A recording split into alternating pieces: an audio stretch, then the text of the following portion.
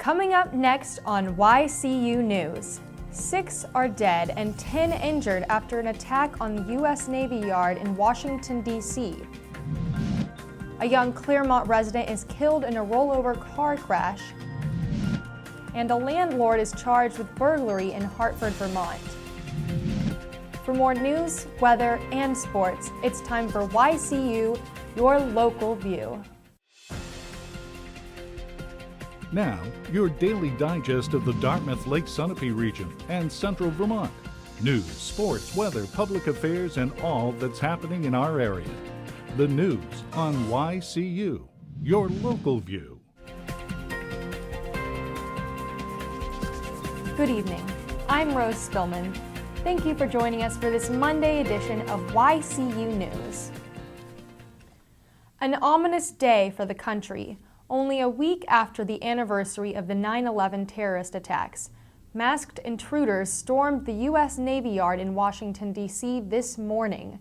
At least 6 people are reported dead and at least 10 injured. The Associated Press reports that one suspect was shot dead. 2 other shooters may be at large. About 3,000 employees work at the U.S. Navy Yard. The office where the attacks began also is known as the Naval Sea Systems Command. It is a few blocks from the U.S. Capitol building. Washington, D.C. police report the suspects wore military-style uniforms. U.S. Senator Jeanne Shaheen condemned the attack, saying she hopes the attackers are caught and brought to justice. Today's attack comes on another anniversary key to the nation's economic health. Today is the 5-year anniversary of the collapse of Wall Street banking firm Lehman Brothers. The 150-year-old bank declared bankruptcy after the federal government did not bail it out as it had other financial firms. 26,000 company employees lost their jobs. Lehman's failure is cited as the day that kicked off events leading to the Great Recession. 5 years later, the nation continues to pull itself out of 7% unemployment. President Barack Obama noted the anniversary today during an event scheduled before this morning's terrorist attack. Locally, a 22-year-old Claremont resident died at the scene of a rollover crash around 1 a.m. Sunday morning. Police responded to the accident call near 74 Hanover Street. Ryan Haino was found inside the overturned car. He was not wearing a seatbelt. Haino was declared dead at the scene. Police say the red 2002 Saab Haino drove was headed southbound toward Claremont. The car drifted into the northbound lane and into a stone wall. The car then flipped over, landing on its roof. Police continue their investigation into the crash. Members of the Golden Cross Ambulance and the State Medical Examiner's Office worked at the scene, along with Claremont Fire and police officers. Cornish Police and New Hampshire State Troopers also assisted. Hartford, Vermont, police say a landlord is being charged with burglary for entering tenants' apartments without permission. And police are charging 55-year-old Robert Lowry with unlawful mischief and engaging in prohibited acts. In exchange for rent, Lowry is accused of accepting sexual favors. Police began looking into tenant and landlord disputes at 55 Horseshoe Avenue in White River Junction. Last Thursday, another complaint against Lowry came in. Hartford police investigated a report that Lowry went into a tenant's apartment without notice and damaged personal items. Lowry was arrested after police questioning.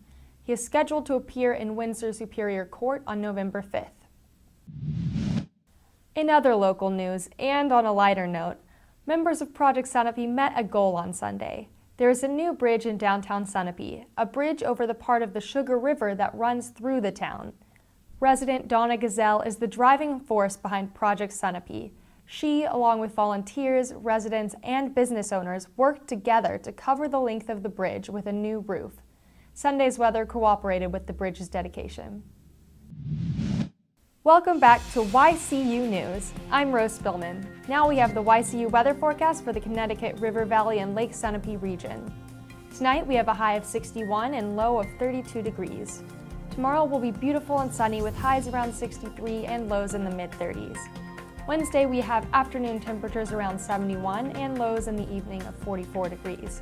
Thursday and Friday will be sunny and warm with high temperatures in the upper 70s. Saturday and Sunday will bring in a few clouds and possible storms with temperatures in the lower 70s.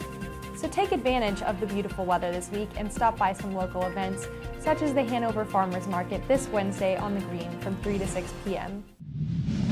Last Friday night, the 1-0 Merrimack Valley football team took on their school's longtime athletic rivals from North Sutton, New Hampshire, Kearsarge, for the first time in 13 years.